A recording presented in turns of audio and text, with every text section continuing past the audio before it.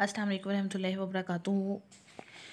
आज की जो हमारी एप्लीकेशन है गॉसेस लॉ की, वो लास्ट एप्लीकेशन है। पिछला आर्टिकल हमने पढ़ा है कि जो एक मेरे पास आइसोलेटेड कंडक्टर है उसके आउटर सरफेस पे चार्ज मौजूद है, ठीक है। उसके इनसाइड कोई चार्ज पार्टिकल मौजूद नहीं है। जब अंदर कोई चार्ज पार्टिकल नहीं है, अंदर फील्ड ज़ीरो है, तो सारी की सारी फील्ड मेरे पास है ऊपर की तरफ। अब मैंने यही एक आइसोलेटेड कंडक्टर लिया। इस कंडक्टर के अंदर मैं गॉसियन सरफेस को इमेजिन करूँगी और वहाँ पे यील्ड जो है वो मैं फाइंड आउट करूँगी बाय यूजिंग गॉसेस लॉ। अब मैंने क्या किया, एक ये मेरे पास कंडक्टर है, कंडक्टर के ऊपर ये जहाँ पे सरफेस चार्ज डेंसिटी है यहाँ पे चार्ज पार्टिकल मौजूद है। इस साइड पे कुछ भी नहीं है, ठीक है। मतलब इन साइड चार्ज ज़ीरो है, ई ज़ीरो है, आउट साइड पे चार्ज भी है, ई भी है। अब मैंने क्या किया, यहाँ पे मैंने एक गॉसियन सरफेस को इमेजिन किया जिसका एरिया ए था, ठीक है। वहाँ का मैंने स्मॉल एरिया लिया डी ए, जो कि उसका जो नॉर्मल है वो अपवर्ड है, मतलब उसकी जो डायरेक्शन है वो ऊपर की तरफ है। ये मैंने उसका नॉर्मल लगा दिया। अब यहाँ पे जो ई है उसकी डायरेक्शन ऊपर की तरफ है, या नीचे, अगर नीचे वाली सरफेस पे ई है उसकी डायरेक्शन नीचे की तरफ है, तो यहाँ पे ये वाली मेरे पास ई की डायरेक्शन है। दोनों के दरमियान में जो एंगल है वो ज़ीरो बन रहा है।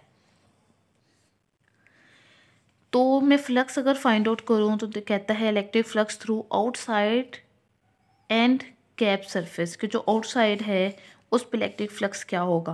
फ्लक्स फाइंड आउट किया, ई डॉट ए, दोनों के दरमियान में एंगल ज़ीरो था, तो ये मेरे पास आ गया cos01 ई डी ए। अब ये इंटीग्रेशन है, यहाँ पे मैं ऐसे लिख सकती हूँ E is equal to D. अब टोटल इसका जो सरफेस है वो मेरे पास ए है, एरिया ए है, तो मैंने यहाँ पे ए लगा दिया। अब वो कहता है कि इलेक्ट्रिक फ्लक्स किसकी इनसाइड एंड कैप सरफेस की इनसाइड हमने मालूम करनी है। तो इनसाइड में चार्ज नहीं है, चार्ज नहीं मतलब बी नहीं है, ई ज़ीरो, तो फ्लक्स ज़ीरो। अब वो कहता है कर्व सरफेस, इस जगह पे वैसे भी देखो चार्ज तो है नहीं है, लेकिन अगर मैं देखूं तो ई ऊपर की तरफ है, मैं इसकी नॉर्मल बाहर की तरफ निकाल रही हूँ, तो इन दोनों के दरमियान में जो एंगल है वो 90 डिग्री का है। तो 90 डिग्री में जो फ्लक्स है वैसे ही ज़ीरो होता है। नेट फ्लक्स निकाला, phi is equal to phi 1 plus phi 2 plus phi 3, सबकी वैल्यू निकाली, तो टोटल मेरे पास जो फ्लक्स निकला वो निकला ई ए। अब मैंने क्या बोला कि if D Q charge is enclose by D A area, अगर डी ए चार्ज मेरे पास है, डी क्यू चार्ज है, डी ए एरिया में क्लोज है जो गॉसियन सरफेस के अंदर, वो कितना होगा।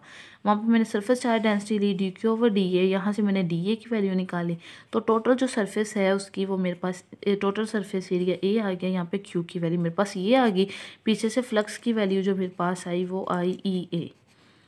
अब मैंने गॉसेस लॉ अप्लाई किया तो मेरे पास आया phi is equal to q over epsilon not.